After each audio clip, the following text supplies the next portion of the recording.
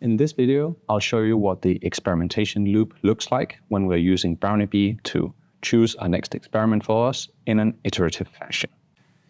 In the beginning, Brownie Bee suggested 5 experiments that we should go and do in order to get started. Now we've gone out and done that, we can input our results on the quality scale of 0 to 5 to tell Brownie Bee what happened at the different settings that it suggested.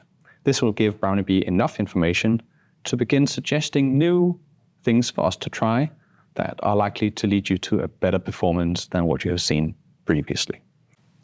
So here you can see that once we've entered data for the 5 initial points, Brownie Bee spends a little bit of time analyzing the data. And now we can ask for just a single new experiment at the top, and Brownie Bee will think about what the best single experiment to do is. And here we can see that it has landed at a suggestion with a bunch of settings that we can click the button here to transfer to our list of data points and run off to the lab and carry out this experiment. Let's say we do this and get a quality of 3.69. We add this to our table of results, and Brownie Bee will think again and figure out a new thing for us to try. Again, we can take this set of settings, add it to our list, go to the lab, carry out the experiment, and let's say we get a result of 1.1. Each time we go through this loop, the model will become a little bit smarter. Brownie Bee will know a little bit more about the system we're trying to optimize. And it's very easy to stay in this loop until we get the performance we're looking for.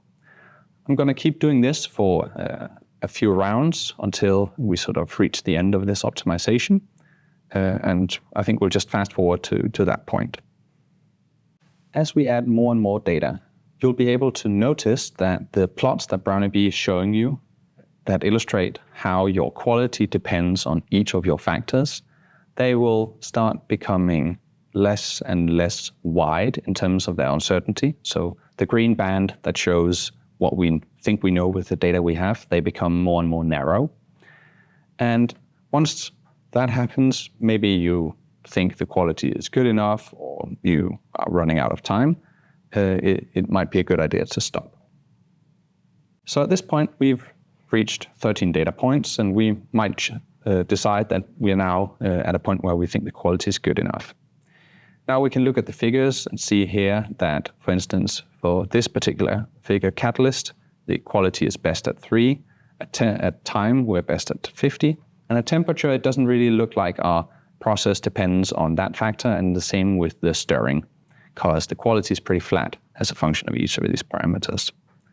At the end, we can see a histogram of what Brownie Bee thinks the quality will be if we stay at the best settings that it has identified and just keep producing data at this point. So in this case, Brownie Bee thinks we will get a quality between 3.5 and 4.5 if we pick the solution that we have right now, given this noise we have in the system.